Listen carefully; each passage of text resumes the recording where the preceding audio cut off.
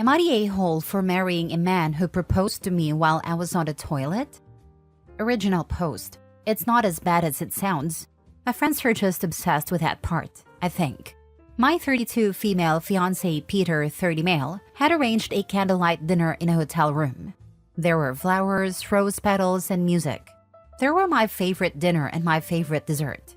Peter was in a tuxedo. I was wearing a dress. That evening was so amazing. While I was eating, my IBS started acting up. I ran to the bathroom. It was mortifying, but at least I was comfortable enough with Peter to allow him to come in.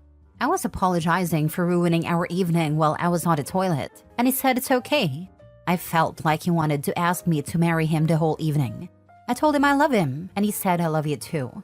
I told him I'm sure you'll take care of me in sickness and in health. That comment made Peter smile, and he got down on one knee. I didn't care that this was the situation. I was so happy I say yes. I felt like he wouldn't have asked that evening if I didn't say the in sickness and in health comment. I told my best friend Kate, 33 female, and another friend Bailey, 33 female. I told them the truth. Kate said it's weird, creepy, and an a-hole move on his part. I explained that he likely would have put it off if I didn't mean the health comment.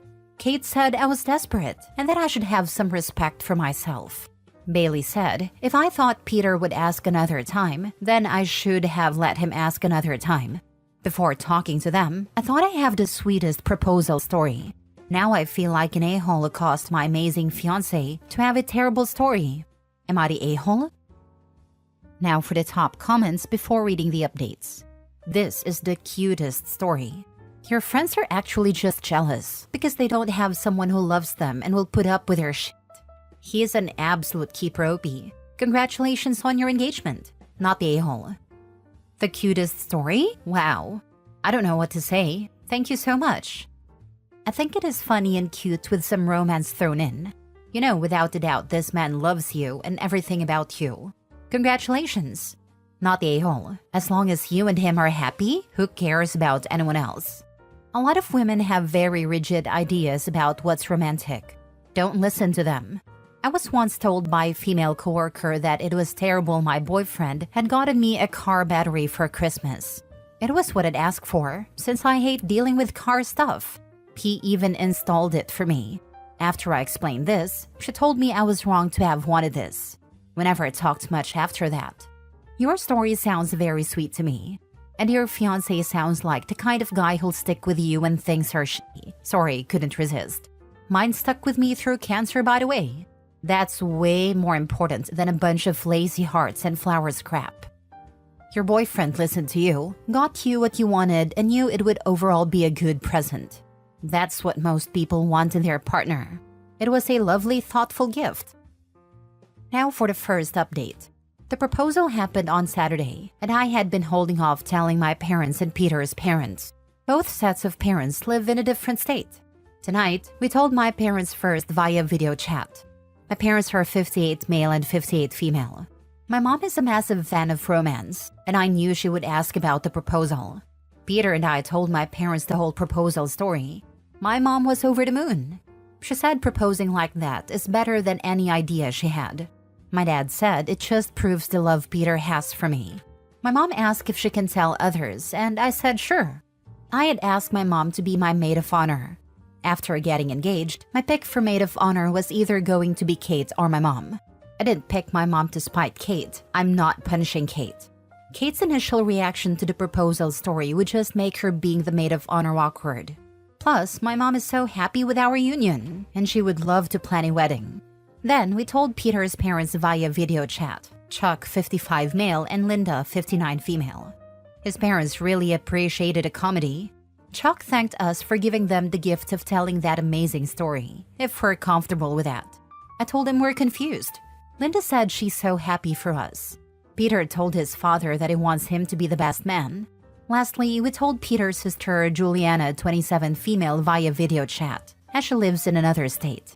She had her father's sense of humor. I hope Kate and Bailey will be bridesmaids.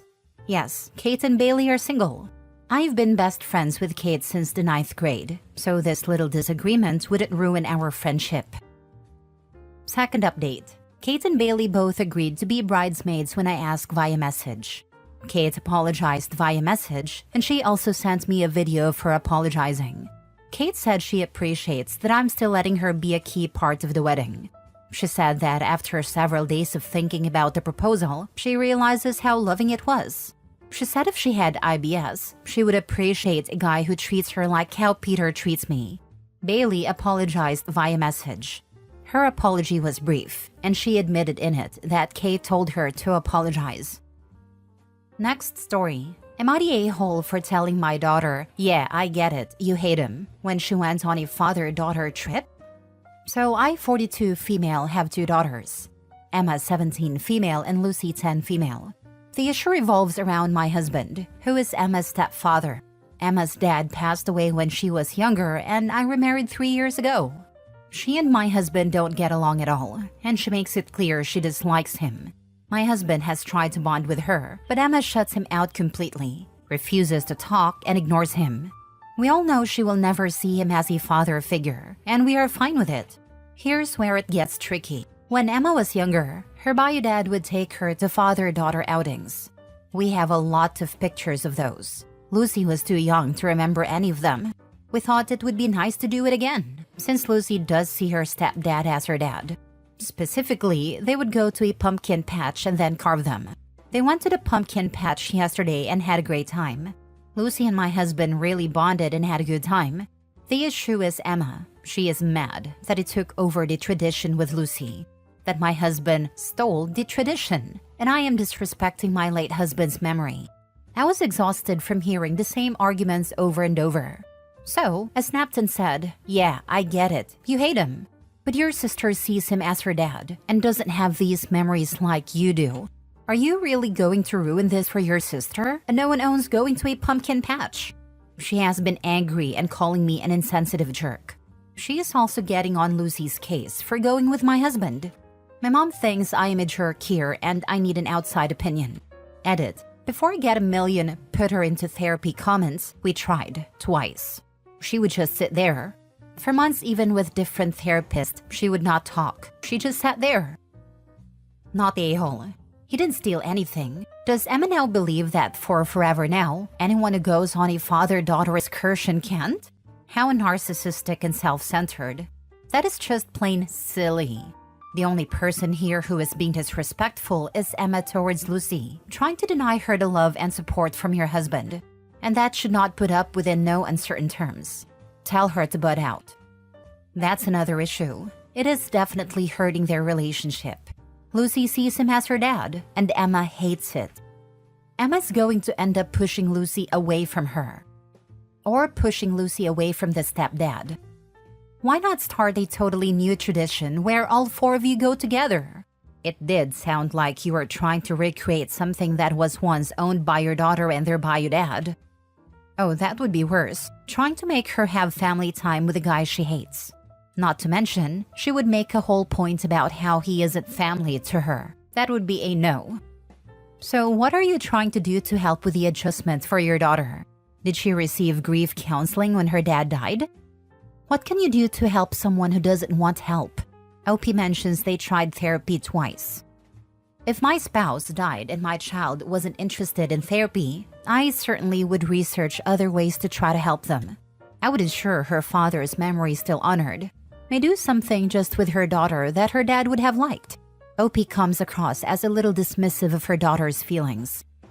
I guess some people haven't heard of, you can't help someone that doesn't want to be helped. They already tried therapy. Twice. And she didn't cooperate. She doesn't have to treat her stepfather like a father figure, but that doesn't mean that he can't bond with his other stepdaughter just because she has trauma. You're not the a-hole here. It sounds like you've tried to be understanding of Emma's feelings, but at the end of the day, Lucy deserves to create her own memories too. It's not fair for Emma to gatekeep that tradition, especially since she's not open to accepting your husband as a father figure. You were just trying to find a balance between the two girls, and that's completely valid. Next story. Am I the a-hole for letting my daughter attend a Halloween party her stepsister is being excluded from? My ex-wife and I share 2 kids. Our daughter is 15 and our son is 13. We divorced 11 years ago, and we share custody of the kids 50-50. My ex is remarried and she has a stepdaughter in her home, the same age as our daughter. My ex and her husband have tried to make the kids close, but especially the two girls because they're the same age. This has not worked. I know from my kids' time with me that they have zero closeness to her, and my daughter in particular doesn't like her stepsister. From speaking to my ex about issues in the past, I know her stepdaughter has trouble with other kids liking her, and she gets excluded by them more frequently than she's included by others. This was something my ex wanted me to address with our kids before. My daughter and her best friend were invited to a Halloween party. This year, the kids are with me for Halloween, so she asked me for permission to go. I spoke to the hosting parent and I felt like it was safe for my daughter to go under the circumstances. My ex discovered I have given our daughter permission to go, and she was furious. She asked why I hadn't offered to take her stepdaughter to begin with, because she learned I was dropping the girls off and picking them up. Then she mentioned her stepdaughter was excluded from the party, and that every other kid in their grade is included. She felt that this meant our daughter should not be attending either, in support of her stepsister. She tried to forbid me from allowing our daughter to go. I told her it wasn't a decision she could make. She argued that I should be encouraging a supportive sibling dynamic between the girls, and that it seems like our kids only support each other and not their stepsister, who they've known for more than half their lives. My ex told me I'll be a real a-hole to a 15-year-old girl if I let our daughter go to this party. Am I the a-hole? Not the a-hole. Your daughter is her own person. If she wants to go to a party, has your permission, and you are her guardian for that period, then you are in the right to allow her to go there. You aren't encouraging any bullying or discrimination of your ex's stepdaughter, and you certainly wouldn't be encouraging any supportive sibling dynamics between the girls by punishing your daughter by not allowing her to go. My only concern with the party was, would it be a safe space? It's not going to be the type of party where teens are drinking, etc. And there are enough adults present that I feel good about it. Adults I would trust. So yeah, I feel like that would be the only reason for me to say no. Although I am not a parent myself, I take it I would feel the same like you about the party. You did your homework, found that it is a safe environment for your kid to socialize and have fun, and you can sleep peacefully at night without worrying about something happening there. By the way, do you know why ex's stepdaughter is excluded from the party? That's always my concern with parties. A lot of teen parties making the local news in recent years for the worst of reasons. So I always try to make sure my kids are safe. Not exactly, but I believe it's all coming from her being excluded just in general at school. It sounds like she is regularly the kid left out. Not the a-hole. I can understand why your ex-wife is struggling with this situation. It's hard to raise children under the same roof who are having two very different social experiences at school. But punishing your daughter for that isn't going to magically make the situation better. It's just going to further the gap between the two of them. Encouraging a supportive dynamic between the girls goes both ways, but it can be as simple as your daughter acknowledging that this is likely tough for her stepsister and remaining kind to her in the home. My ex-wife doesn't see it as a punishment. She views it as something my daughter would do for her brother, which is true, so she should do it for her stepsister too. That was something she really emphasized to me while we spoke. She pointed out how protective she is and would be of her brother, and how she doesn't give a crap about her stepsister and how she's treated. This has been an issue for her for years. But she also won't answer if roles were reversed, if her stepdaughter would do it for ours. Deep down, she recognizes it's both girls who are disinterested, but she finds it easier to focus on ours. Last story. Am I the a-hole for telling my brother and sister-in-law there's nothing I can do about their Christmas card photos being unsendable? My brother and sister-in-law got their Christmas card photo taken about a month ago now. They used a friend of mine who does family photos. This has apparently encouraged them to expect a lot out of me, because now they have a problem and they don't know what to do. My brother and sister-in-law have been married for 3 years and have a 6-month-old together. Sister-in-law also has 2 older kids, 13 and 11, from her first marriage. She was a widow when my brother met her. They're not the nicely blended family they wanted to be, and her kids from the first marriage didn't want to be in the photos. There was a huge battle to take them, but the kids looked a mix of angry and disgusted in all of them. Like legit glaring and looking ready to puke, while my sister-in-law and brother are smiling and the baby looks peaceful. A couple of them even show how distant they want to be from my brother and the baby. It's like they're leaning away from them. Sister-in-law said the photos are unsendable, and there's no way she could let family and friends see them. But I'm not sure what I'm supposed to do here. They complained to me 3 times so far, and the last time they told me I need to do something and fix it. I asked them what they expected me to do, that I'm not the kid's favorite person or even a trusted adult in their eyes, and I can't magically erase their expressions. My friend was honest with them while the photos were being taken, but they didn't take it serious until they saw them. I told them after back and forth that there's nothing I can do about the photos being unsendable. Sister-in-law told me I'm not being very supportive. Am I the a-hole? Not the a-hole. What is there to support? Your brother and sister-in-law forced her 2 older kids to go and have family photos taken, and they weren't happy, and it showed. Your brother and sister-in-law need to get real and understand that forcing things like this will only drive the kids away the second they turn 18.